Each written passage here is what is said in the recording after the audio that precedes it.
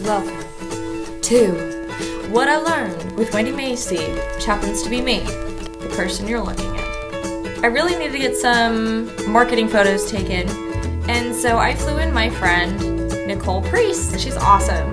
My name is Nicole Priest, and I own Nicole Priest Photography. While she was here, I thought, wow, Nicole embodies the ideal entrepreneurial spirit, and so I thought, I gotta do a video on Nicole, so here it is. I love to be creative. If I can portray the emotions that landscapes and certain people bring in me in a still image, then I've succeeded in life. I was previously married, and he did motocross. He needed documentation of his positioning to know that what he was doing was correct. And in the process, I learned a lot about lighting and composition, the key aspects of being a photographer. Okay, wait, walk back. I absolutely love Nicole. To her, photography is so much more than taking pretty pictures. It really is about people. In August of 2013, I was working at a private investment firm. I was making a lot of money, but I wasn't challenged. I think I was comfortable, so I would have stayed at that job probably forever. Luckily, say that now, I was laid off. The way that she handled it was amazing. I was sad for like a day, and then everybody was kind of like, there's a silver lining in this. You need to just do photography full time. And I was scared. Okay, you can look at me.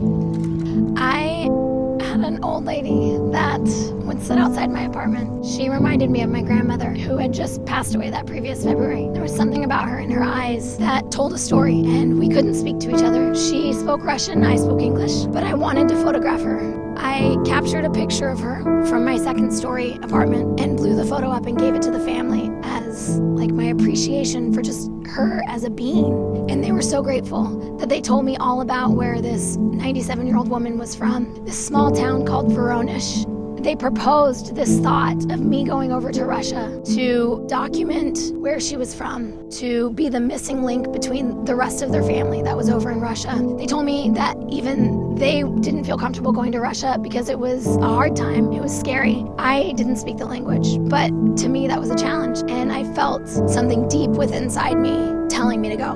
Nicole used this as an opportunity to venture into the unknown, but to do that thing that was in her heart. I arrived in Russia, and I'm not gonna lie, I was quite scared. I boarded a train. It was 10 hours south of Moscow to go to this little town, and I felt like I was in the middle of the Hunger Games.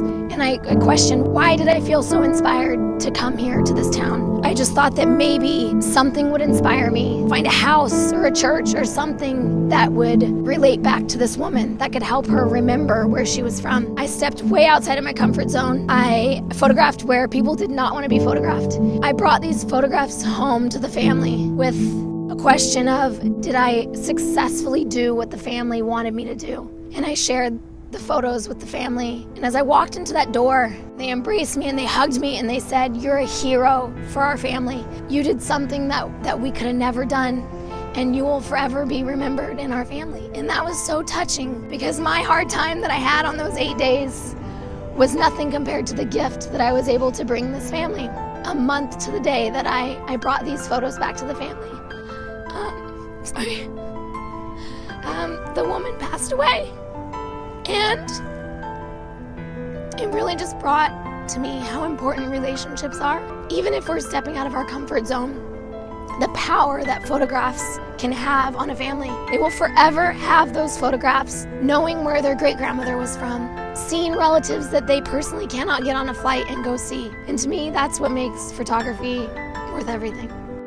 What I learned from Nicole is that in the midst of trials, what really matters is who we choose to be. Faith supersedes logic. Going to Russia and connecting these family members who had never even met. That may seem like really just some small thing, but to that woman and to her family before she died, it meant everything. Thank you for listening to Nicole's story. She's awesome, right? So you're gonna go to her website and you're gonna order some amazing prints because they're beautiful, and it's gonna make your home beautiful, and it's gonna make you feel good, and you're just gonna remember to follow your dreams. What I learned with Wendy Macy. Thank you.